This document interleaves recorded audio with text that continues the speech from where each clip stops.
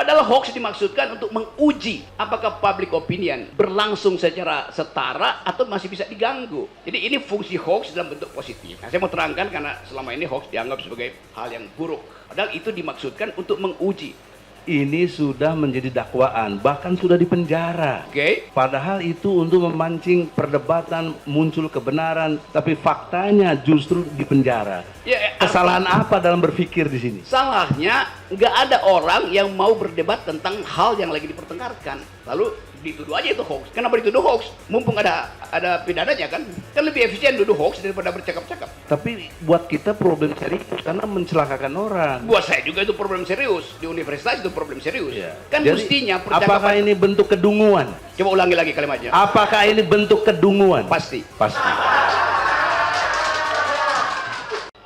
Jadi kesalahan hoax itu adalah pada penerima hoax, bukan pada si pembuat hoax itu.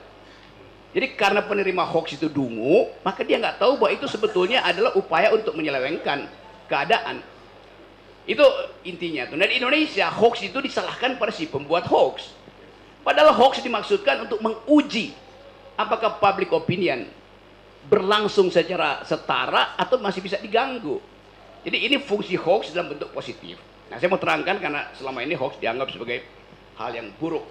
Padahal itu dimaksudkan untuk menguji. Kan banyak juga dosen yang meluluskan mahasiswanya tanpa diuji disertasinya dengan cara yang sistematis, metodologi. Padahal isi disertasinya hoax. Jadi yang salah ada penguji, karena penguji nggak berani untuk mempersoalkan hal yang yang belum dia kenal itu. Itu soal pertama. Nanti kita lihat apa efeknya pada hoax yang berlangsung selama kira-kira 2 pemilu ini. Yang kedua, istilah hate speech. Ujaran kebencian. Kalau saya maki-maki Egy Sujana, itu bukan hate speech itu.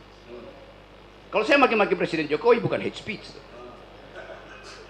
Demikian juga kalau saya muji-muji Egy Sujana, bukan hate speech. Kalau saya muji-muji Pak Jokowi, bukan hate speech. Karena hate speech itu di dalam teori hukum dan teori hak asasi manusia, dia terkait dengan peristiwa di masa lalu, di mana seseorang pernah mengucapkan satu istilah kemudian jadi kerusuhan politik di masa lalu. Kalau saya bilang Anda adalah negro, oh itu hate speech. Karena negro dulu adalah budak, maka jangan ucapan negro, ucapan aja black people. Teman yang warna kulitnya hitam. Kalau negro itu artinya penindasan. Negro artinya merendahkan orang. Contoh misalnya, kalau saya sebut perempuan nggak bisa berpikir, di Amerika itu bukan hate speech, di Eropa itu hate speech. Perempuan suka menipu tuh. Di Amerika itu nggak ada soal, di Eropa itu jadi hate speech. Kenapa? Karena di Eropa ada satu peristiwa di tahun 1200-1300 ketika semua perempuan itu diuber-uber oleh gereja Katolik karena dianggap sedang bersekutu dengan setan. Lalu mereka dibunuh. Dianggap perempuan yang tinggal di rumah, kendati dia lagi bikin pekerjaan rumah, pekerjaan tangan untuk dijual, dianggap itu dia sedang bersekutu dengan setan. Karena kecemburuan kaum laki-laki yang tidak bisa berproduksi, yang harganya, kualitasnya lebih baik dari perempuan. Jadi kalau seorang perempuan dihujat di Eropa, itu hate speech. Di Amerika dia bukan hate speech. Saya kasih contoh ya supaya ada applied filosofinya. Satu waktu dalam satu pertandingan sepak bola, hakim garisnya adalah seorang perempuan. Dia bilang bolanya nggak masuk. Lalu dia diolok-olok oleh penonton, oleh tim yang adalah laki-laki tuh. Seandainya hakim garisnya laki-laki pasti masuk tuh. Ini adalah penghinaan tuh. Maka kena pidana tuh karena mengolok-olok perempuan. Di Amerika dalam tahun yang kira-kira sama, seorang perempuan yang mau jadi profesor di bidang matematik di Harvard University diolok-olok oleh rektornya sendiri. Rektornya bilang, ngapain sih Anda jadi profesor tuh? Anda perempuan nggak bisa mikir abstrak. Itu bukan hate speech. Tetapi kalangan feminis Amerika kemudian membuli si profesor ini, namanya Lawrence Summers, bekas Menteri Keuangan Bill Clinton yang kemudian jadi rektor Harvard, ijazahnya pasti asli. Dia bilang begini nih, saya tahu saya berbuat salah. Karena itu walaupun tidak ada hukum, saya menghukum diri saya sendiri. rektornya mengundurkan diri itu. Karena dia salah secara etis, bukan salah secara pidana. Jadi kita lihat satu istilah yang di kita dianggap hate speech, sebetulnya salah pengertian, genealoginya keliru tuh. Nah saya nggak ngerti kenapa pembuat undang-undang nggak baca the thing called hate speech. Nggak ada semacam naskah akademis untuk memperlihatkan bahwa tidak semua hal itu hate speech. Hanya bila hal itu pernah ada di masa lalu dan menimbulkan kerugian di masa lalu dan diulangi sekarang, itu namanya hate speech. Saya kira itu awalnya. Ya, penajamannya begini. Dalam konteks bukan hoax tadi. Karena hoax itu dari si penerima tadi. Nah, pertanyaan seriusnya, ini sudah dituduh hoax. Yang mengatakan hoax si penerima, dalam hal ini jaksa mendakwa. Apakah ini tepat secara keilmuan filsafat yang Anda terangkan tadi? Saya terangkan tadi, genealogi dari hoax fungsinya untuk memancing kebenaran aslinya apa gitu. Jadi hoax sengaja disebarkan untuk tahu yang benar apa kalau begitu. Kalau misalnya saya nggak bisa akses apa yang diucapkan oleh Pak Mahfud hari ini, bahwa ada 300 triliun uang beredar di Menteri Keuangan. Saya bilang, Anda hoax loh, Pak Mahfud. Terus dia bilang, buktikan. Saya nggak bisa akses itu. Yang punya akses cuma Pak Mahfud. Kan itu soalnya kan. Jadi ada bahaya juga kalau nanti Pak Mahfud bilang, oke nanti saya buktikan bahwa itu nggak hoax. Sama juga, kalau saya bikin hoax, saya akan buktikan. Saya bisa buktikan, tapi butuh waktu kan. Jadi poin saya, hoax itu diajukan untuk memancing perdebatan sebetulnya, bukan untuk menghina. Karena itu Pak Mahfud dalam kasus ini, walaupun itu kita anggap hoax, tapi kita anggap oke, dia jadi whistleblower lah, kira-kira begitu kan.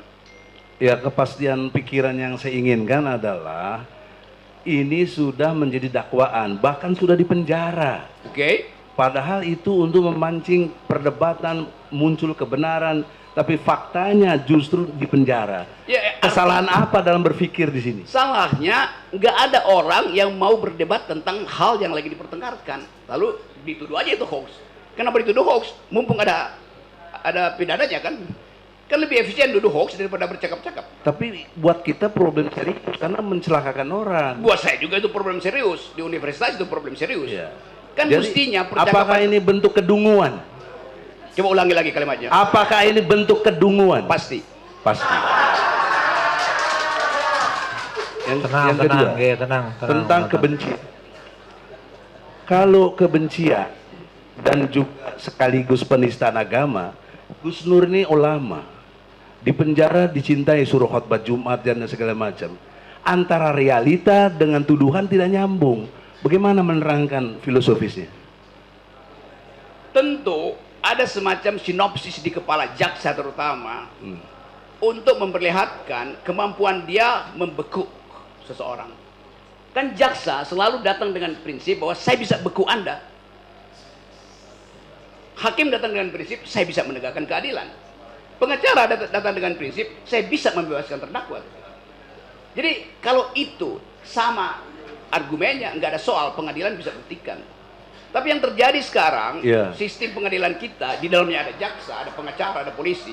Yang terjadi adalah penghukuman, bukan pengadilan. Pengadilan mulai dengan narasi, diskors. Kita bahas sama-sama, the thing called hoax tadi apa itu? Hate speech itu apa? Tetapi karena mau efisien, maka Anda langsung buka KUHP aja. Padahal sebetulnya hal yang bisa dibicarakan secara demokratis nggak perlu KUHP. KUHP itu adalah final atau solusi terakhir lah. Kalau masih bisa bercakap-cakap buat apa? Kita lagi masuk dalam restoratif justice, di mana percakapan lebih penting daripada penghukuman.